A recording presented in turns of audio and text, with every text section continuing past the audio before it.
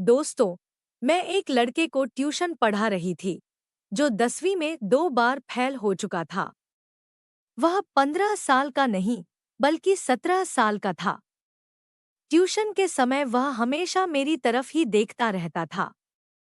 एक दिन वह सीधा मेरे कमरे में आ गया और कहने लगा, मैडम, मैं आपको जितने भी पैसे चाहिए उतने दे दूंगा, लेकिन आप मुझे मेरे दिल की तसल्ली तक खुश कर दो। मैं शुभम को छोटा समझकर उस पर हंस पड़ी। तब उसने बेड पर ही एक्स्ट्रा क्लास के खत्म होने तक पूरे जोश में मेरी। नमस्कार दोस्तों, आज की इस कहानी में आपका स्वागत है। आपसे अनुरोध है कि हमारे चैनल पर पहली बार आए हैं तो चैनल को सब्सक्राइब करके बेल आइकॉन को जरूर दबा दें।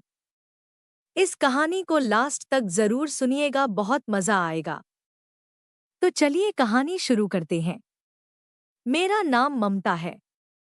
मैं घर पर ही ट्यूशन चलाती थी और 10वीं तक के लड़के लड़कियां मेरे पास पढ़ने आते थे। ट्यूशन से मैं महीने के 7,000 कमा रही थी, लेकिन वो भी कहीं ना कहीं घर में खर्च हो जाते थे। हजारों रुपए में भी मैं अपना घर ठीक से चला नहीं पाती थी, लेकिन जो था मेरे लिए वह ठीक चल रहा था। एक दिन मेरी ट्यूशन में एक 60 साल का व्यक्ति अपने 15 साल के पोते को लेकर आया। वह व्यक्ति बड़ी महंगी गाड़ी में मेरे घर आया था और उसकी जीवन शैली भी बिल्कुल अमीर लोगों की तरह थी। उस व्यक्ति की यह शान देखकर मेरी आंखें चमक गई। मैंने उनसे उनका परिचय पूछा तो वह बोले, मैं प्रदीप हूँ और मैं अपने पोते को आपके पास ट्यूशन के लिए लाया हूँ। मुझे यह सवाल उठ रहा था कि वह व्यक्ति इतना अमीर होते हुए भी अपने पोते को घर की ट्यूशन में क्यों लाया, जबकि शहर में बड़े-बड़े कोचिंग सेंटर थे। मैंने उनसे वहीं अपने सवाल का जवाब मांगा। इस पर उन्होंने कहा, मैडम, अगर आप मेरे पोते को 15 साल का समझ रही है तो सुनिए, वह 15 साल का नहीं बल्कि 17 साल का है। उसका 10वीं पास करने का उम्र तो कब का निकल चुका है। पिछले 2 साल से वह बार बार 10वीं में फेल हो रहा है। शहर के बड़े बड़े कोचिंग में उसे पढ़ाया गया, लेकिन कुछ फायदा नहीं हुआ। एक छात्र से आपका नाम सुना था। कभी कभी जो बड़े लोग नहीं कर सकते, वह एक साधारण व्यक्ति कर देता है। अब मैं आपके पास बहुत उम्मीद लेकर आया हूँ। मुझे यकीन है कि आपके यहाँ पढ़ने से मेरा पोता इस बार जरूर 10वीं पास करेगा। प्रदीप राव की बातों में मुझे सच्चाई नजर आई और मैंने उनके पोते का एडमिशन कर लिया। उस दिन से ही वह मेरे पास पढ़ने आया था। मैं बाकी छात्रों से महीने के 2,000 लिया करती थी, लेकिन प्रदीप राव से मैंने उनके पोते की ट्यूशन फीस 3,000 बताई। उसी दिन से उन्होंने उसे मेरे पास ट्यूशन के लिए छोड़ दिया। उनके लिए तो 3,000 मामूली बात थी, क्योंकि बाकी माता पिता की तरह उन्होंने पैसे देने में कोई झंझट नहीं की थी। पहले ही दिन उन्होंने मुझे पूरे महीने की फीस दे दी थी। पहले दिन जब मैंने शुभम को पढ़ाना शुरू किया तो वह पढ़ाई में बहुत कमजोर दिखा। उसका ध्यान पढ़ाई छोड़कर कहीं और था। 2 दिन तक यही चलता रहा। तीसरे दिन प्रदीप राव अपने पोते की पढ़ाई के बारे में पूछने ट्यूशन में आए। मैंने उनसे कहा, आपका पोता पढ़ाई में बहुत कमजोर है, मुझे उस पर अतिरिक्त मेहनत करनी पड़ेगी और इसके लिए फीस भी ज्यादा लगेंगी। 3,000 में काम नहीं चलेगा। आपके पोते पर ज्यादा ध्यान देना पड़ेगा, इसलिए आपको महीने के 10,000 देने होंगे। प्रदीप राव ने कहा, 10,000 की जगह मैं तुम्हें 20,000 दूंगा, लेकिन इस साल मेरा पोता 10वीं पास होना चाहिए। अब मैं अतिरिक्त पैसे ले रही थी, इसलिए मैंने अतिरिक्त क्लास के लिए भी हाँ कर दी। दोपहर 2 से 3 बजे तक बाकी सारे छात्र ट्यूशन खत्म करके अपने अपने घर चले जाते थे, लेकिन शुभम 3 बजे के बाद भी शाम के 5 बजे तक अकेला ट्यूशन में रुकता था। एक दिन जब सारे छात्र चले गए तो मैं थोड़ा आराम करने के लिए किचन में पानी पीने चली गई। जब मैं किचन से बाहर आई तो मैंने देखा कि शुभम मोबाइल चला रहा था। जैसे ही मैंने उसके हाथ में मोबाइल देखा, मैंने उससे मोबाइल ले लिया। उसके पास जो मोबाइल था वह साधारण नहीं था, बल्कि बहुत महंगा फोन था। 17 साल के लड़के के हाथ में 1.5 लाख का फोन देखकर मेरी आंखें चमक गई। शुभम बहुत जिद्दी था। ये मुझे उस दिन समझ में आया जब मैंने उसके हाथ से मोबाइल वापस लिया। मोबाइल वापस देने के लिए वह जिद करने लगा। इस खींचाताने में मेरी ओढ़नी नीचे गिर गई और शुभम की नज़र अचानक गलत जगह पर जा टिकी। उसकी नज़र को समझते ही मैंने उसे उसका मोबाइल वापस दिया और तुरंत अपनी ओढ़नी संभाली। मैं शुभम को छोटा समझती थी, लेकिन उसमें बच्चों जैसा कोई गुण नजर नहीं आया। मैंने उसे उसका मोबाइल दे दिया और उसके बाद उससे कुछ नहीं कहा। मैंने उससे कहा ट्यूशन खत्म हो गई, अब घर जाओ। तब वह मेरे पास आकर बैठ गया और बोला, टीचर मुझसे गलती हो गई। बोलते बोलते उसने मेरा हाथ अपने हाथ में ले लिया। उसका स्पर्श मुझे किसी बड़े व्यक्ति की तरह महसूस हुआ। वह मेरे पास बैठा था। तभी मेरा पति घर आया। मेरे पति ने हमारे और ज्यादा ध्यान नहीं दिया, क्योंकि वह शुभम को एक छोटा लड़का समझता था। जब अमित घर आया तो मैंने उसका उतरा हुआ चेहरा देखा। मैंने शुभम से कहा, मुझे तुमसे कोई नाराजगी नहीं है, अब तुम घर जाओ, ट्यूशन का समय खत्म हो गया है। शुभम ने मेरा हाथ छोड़ा और मैं अपने कमरे में चली गई। मैंने अमित से पूछा, अमित क्या हुआ, तुम्हारा चेहरा इतना उतरा हुआ क्यों है? इस पर वह बोला, इस महीने मेरी तनख्वाह कम आई है, कई हफ्ते इस महीने कट गई। उसके उतरे चेहरे को देखकर मैंने उसे अपनी अलमारी से 10,000 निकाल कर दिए। मैंने उसे बताया कि मैं अपने ट्यूशन क्लास से अच्छी कमाई कर रही हूँ। पैसे देते ही अमित ने मुझे गले से लगा लिया। जब उसने मुझे गले लगाया तो मेरी नज़र कमरे के दरवाजे पर गई, जहां मुझे शुभम दिखा। वह हमारे कमरे में झांक रहा था।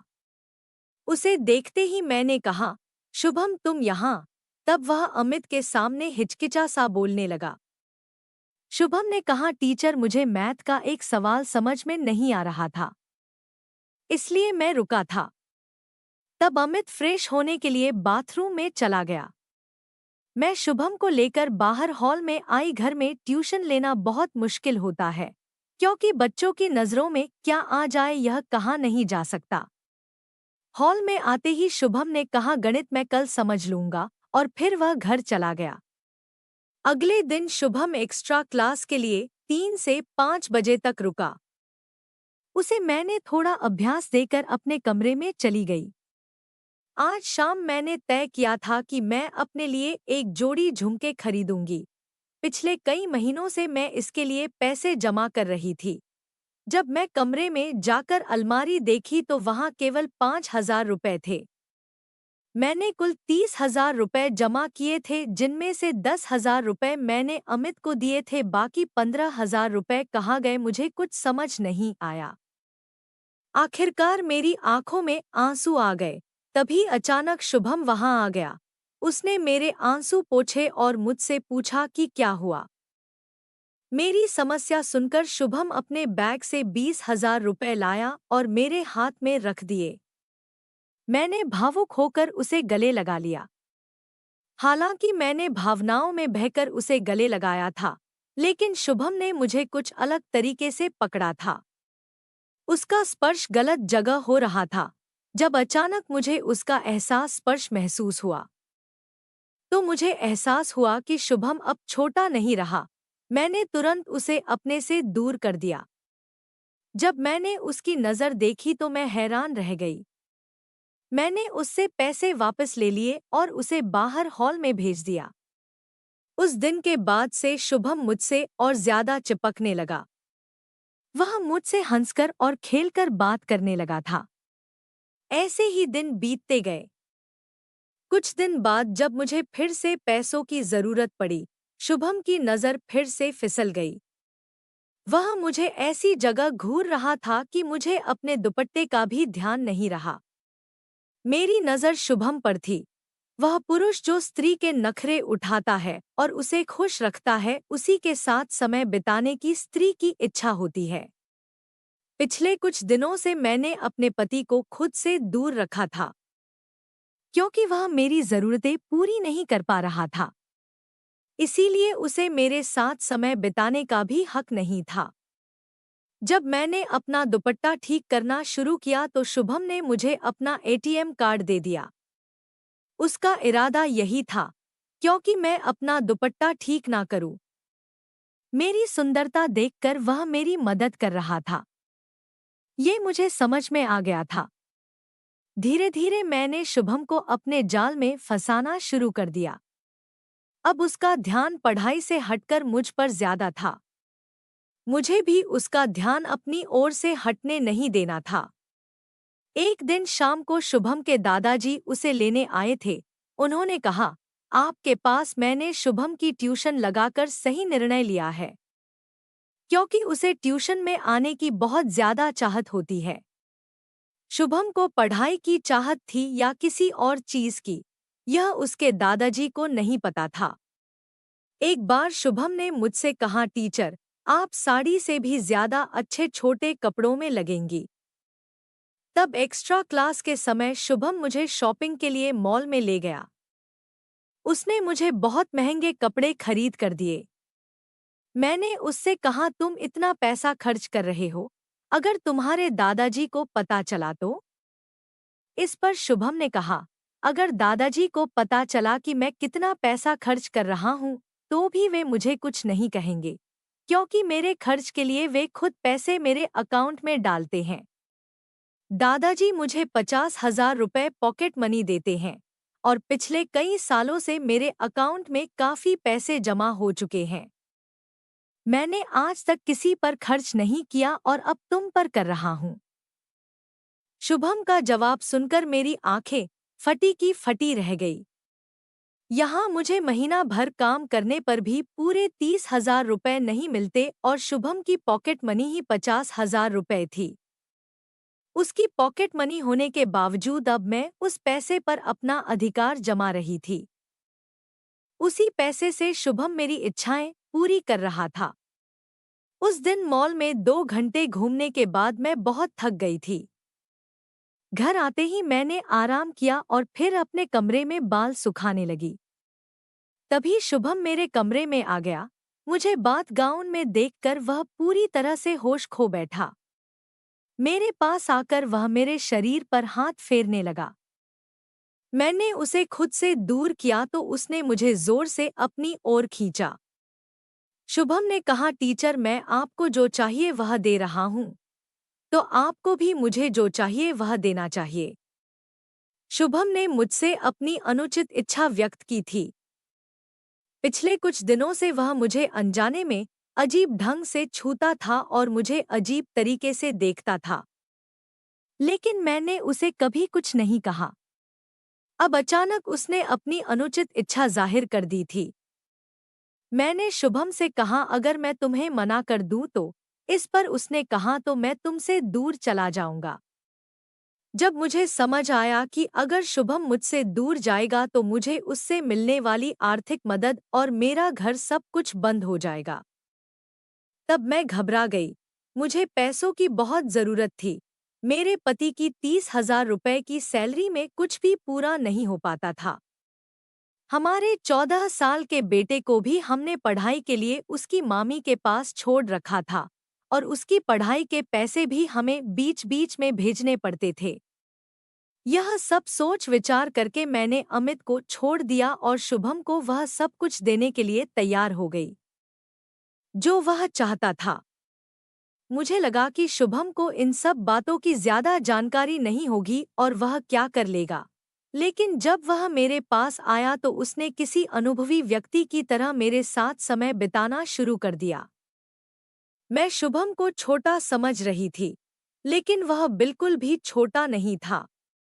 अब वह हर रोज एक्स्ट्रा क्लासेस के समय मेरे साथ में बिताने लगा था।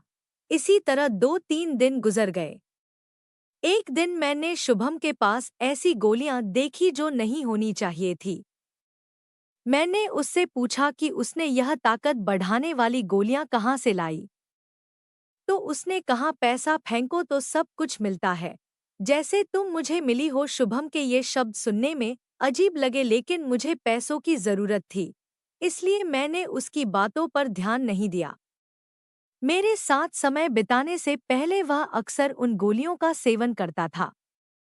मैंने कई बार उसे गोलियां लेने से मना किया, लेकिन एक बार जब वह बिना गोलियां लिए मेरे साथ समय बिताने आया तो उसने खुद को कमजोर महसूस किया। शुभम खुद को बड़ा समझता था और यह दिखाने के लिए कि वह सब कुछ कर सकता है, वह उन ताकतवर गोलियों का सेवन करता था। उस दिन शुभम को चक्कर आ रहे थे, फिर भी उसने मेरे साथ समय बिताने में कोई झिझक नहीं दिखाई। शुभम मेरी हर जरूरत को पूरा कर रहा था और मैं उसे वह सुख दे रही थी जो वह चाहता था। इन सारी बातों की मेरे पति अमित को जरा भी खबर नहीं थी। मैंने अमित से यह कह रखा था कि मेरे पास 2-3 कमजोर छात्र हैं जिनकी मैं पढ़ाई में मदद कर रही हूँ। उसके माता पिता ने उस लड़के की ट्यूशन कराने के लिए मुझे 10,000 रुपये फीस दी थी। इस सोच से अमित खुश था कि उसे ही फायदा हो रहा है। उसे मेरे और शुभम के रिश्ते के बारे में जरा भी जानकारी नहीं थी। एक दिन मेरे मोबाइल पर मेरी बहन का फोन आया। सुनीता ने मुझे फोन पर जो कुछ भी बताया, उसे सुनकर तो जैसे मेरे पैरों तले जमीन खिसक गई। जब उसका फोन आया तब मैं शुभम के साथ अपने कमरे में थी। शुभम को चक्कर आ रहे थे और वह मेरे बिस्तर पर पड़ा हुआ था। मेरी बहन की बात सुनते ही मैंने शुभम को खुद से अलग किया। सुनीता ने कहा, ममता अपने बेटे को अभी के अभी यहाँ से ले जाओ। तुम्हारी परिस्थिति को ध्यान में रखकर मैं उसे पढ़ा रही थी, लेकिन उसने ऐसा काम किया है जिससे मेरी इज्जत पर दाग लग गया है। शिवम जहाँ ट्यूशन पढ़ने जाता था, वहाँ उसने अपनी ट्यूशन टीचर पर बुरी नज़र डाली थी, इसीलिए मेरी बहन उसे घर छोड़ने जा रही थी। मेरे बेटे की हरकत सुनकर मुझे समझ नहीं आ रहा था कि मैं उसे किस मुंह से बोलूं, क्योंकि मैं खुद एक टीचर होने के बावजूद कुछ पैसों के लिए एक 17 साल के लड़के की अनुचित मांगें पूरी कर रही थी।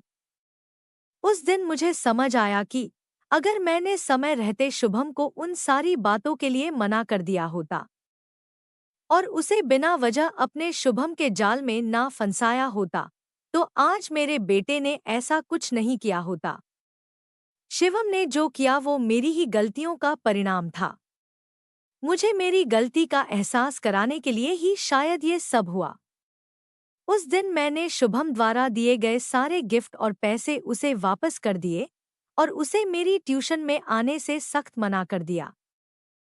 शुभम द्वारा ली जा रही दवाओं का बुरा असर दिखने लगा था, इसलिए उसने सबसे बाहर निकलने का फैसला किया था। उसको यह एहसास हो गया था कि उसने बहुत कम उम्र में एक बड़ी गलती की थी। उस दिन के बाद से उसने पढ़ाई पर ध्यान देना शुरू कर दिया। मैंने ट्यूशन पढ़ाना बंद कर दिया क्योंकि पिछले महीने में मैंने जो कुछ भी किया था उसका मुझे बहुत पछतावा था। मैं उस बारे में अपने पति से कुछ नहीं कह सकती थी और ना ही मैं अपने 14 साल के बेटे से नजरें मिला सकती थी। शिवम ने जो किया था वह गलत था, लेकिन मैं उसे किस मुंह से डांटूं ये मुझे समझ नहीं आ रहा था। उस दिन से मैंने ठान लिया कि जो मेरे पास है उसी में खुश रहूंगी। पैसा सब कुछ नहीं होता, पैसों से बढ़कर होते हैं संस्कार। मैं अपने बेटे और विद्यार्थियों को संस्कार देना भूल गई थी। पैसे कमाने की धुन में मैंने अपने संस्कार खो दिए थे। भगवान ने मेरे बेटे से गलती करवाकर मुझे मेरी गलती का एहसास करवाया। उस दिन से मैं अपने शिवम को अच्छे संस्कार देने लगी। तो दोस्तों, यह थी हमारी आज की कहानी। आपको यह कहानी कैसी लगी हमें कमेंट करके ज़रूर बताएं। अगर आपको यह कहानी पसंद आई हो तो इसे लाइक करें, दोस्तों के साथ शेयर करें एवं हमारे चैनल को सब्सक्राइब अवश्य करें। धन्यवाद।